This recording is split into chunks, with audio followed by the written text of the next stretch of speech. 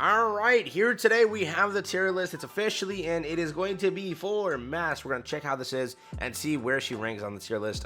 Today, this is going to be pretty fun. I hope you're ready. Like and subscribe, helps out a ton. We're going to check this together. I have information, and someone told me it finally updated.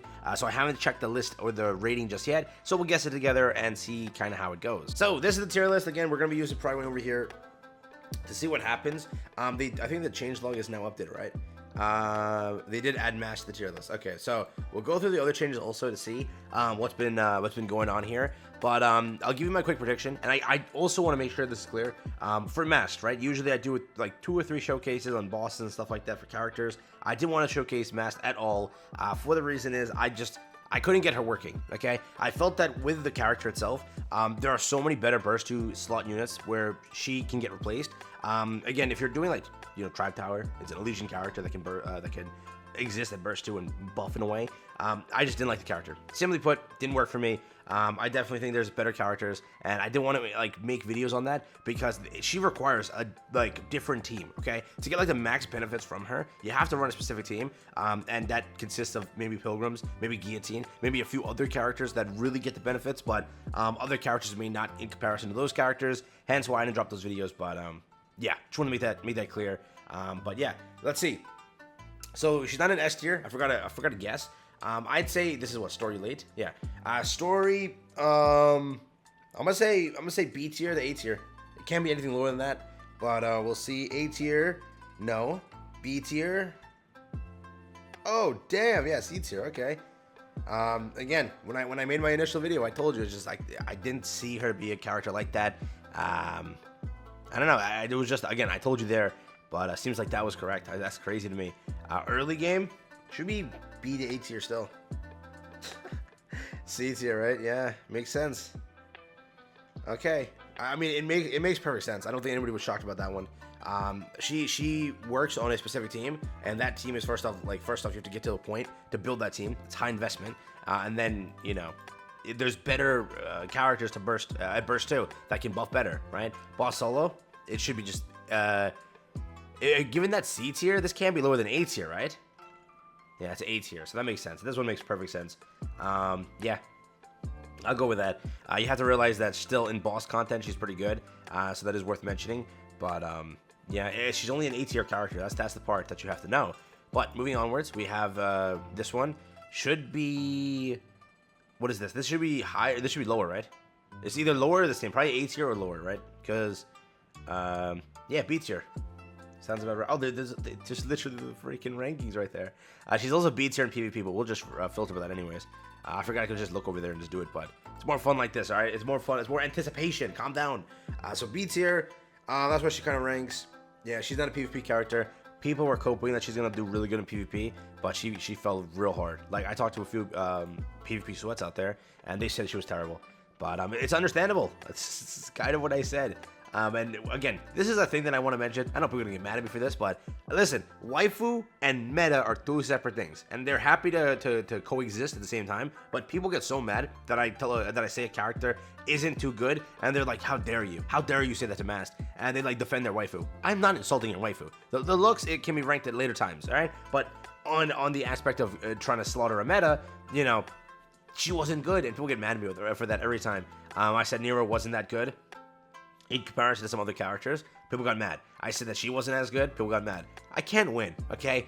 I know people will try to justify why the character can work and why the character is better, but you can see here both the CN tier list or the JP tier list that updated said that she's a B tier character and A tier character. Simply put, that's what they said. Here, they're putting her at C tier. Prime went 1 step ahead and said C tier for story, and then A tier and B tier for boss, which is crazy, okay? But I mentioned that on my first video. I mentioned that, I mean, you don't really need her. She buffs one thing.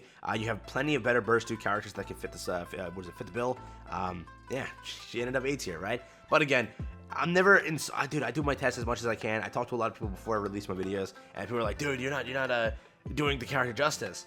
I mean, it kind of tells you what both CN whales, or rather, is it JP whales? I think it's a JP trailer. So JP whales and then global whales are telling you about a character. It makes sense, right? But we'll read through the review here so that you are aware of what the character does. So first, here we go. The pros and the cons, will do those first. Max HP increase without healing, activates, or attached makes Mast a great pairing with some characters. True. Massive crit buffs. True. Defense shred, which helps against bosses as she needs to stack it. True. The cons are crit buffs are still inferior to attack buffs in the way the damage formula works in the game, which is also true. People were telling me that like crit buffs are fine and they are way better, like, you know, what we have instead of the attack buffs, okay, in comparison to what attack is. Attack is just nuts. Crit is just meh, right? But again, since her max HP doesn't heal, this limits her usage and makes her niche, okay? The reviews over here, so there's usually more cons or like more of these two things. They just like two sentences. It's just 2 sentences only, but okay. 30 dots in 2. Here we go. I mean, it's not a long one, so I'll read through it. If you want to just forward it up, you can. Mass skill 1 allows her to stack defense. That we know this stuff. Never mind.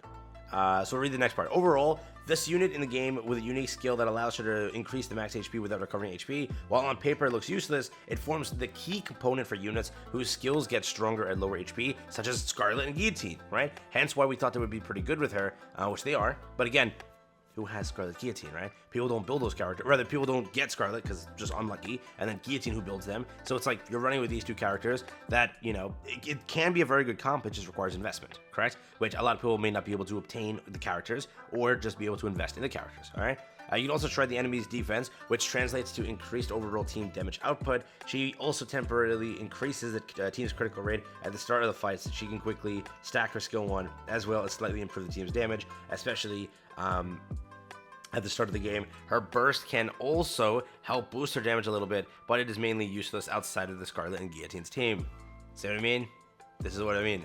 Outside of the Scarlet and Guillotine team, you really lose out on like the buff. So that's there. I recommend pulling her only if you plan on building a Guillotine team, as she's designed for her primarily. In other words, a niche B2 buffer.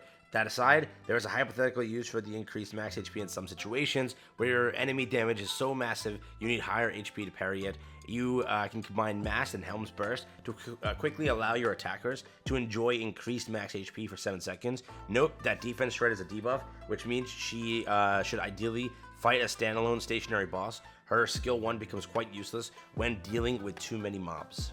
So it's worth mentioning, right? Again, that's just how it is for Mast. I know people say like, oh no, she's busted. It's crit comp coming back. I saw that too. Crit comp coming back. No, I do think she's still a good character. I don't think she's, you know, terrible, but definitely she's not like a broken character. People were saying like she's busted. She's like the new wave. You have to run crit buff or crit comp now. No.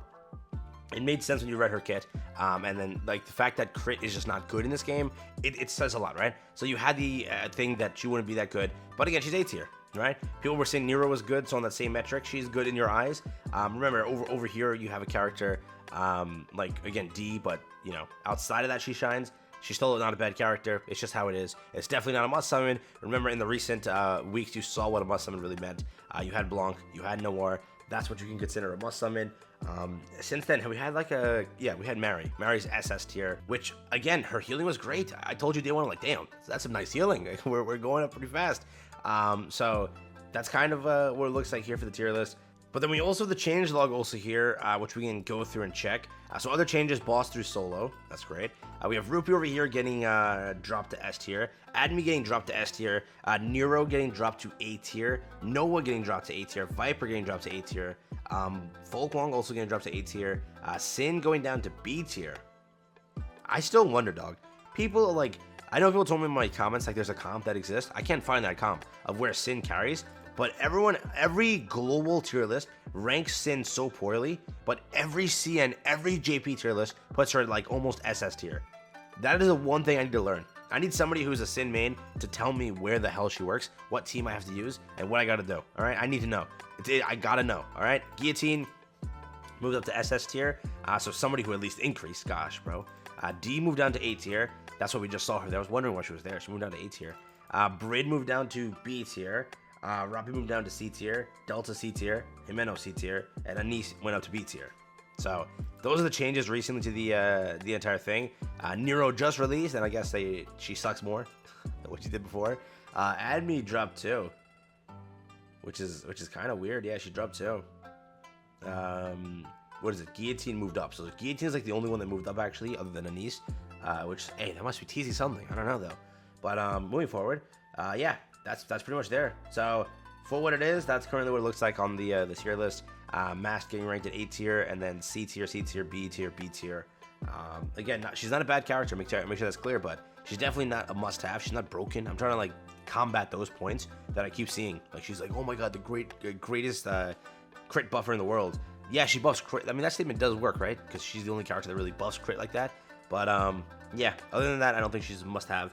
You can skip this banner and be okay, mainly for guillotine teams or a Legion Tower. A Legion, whatever.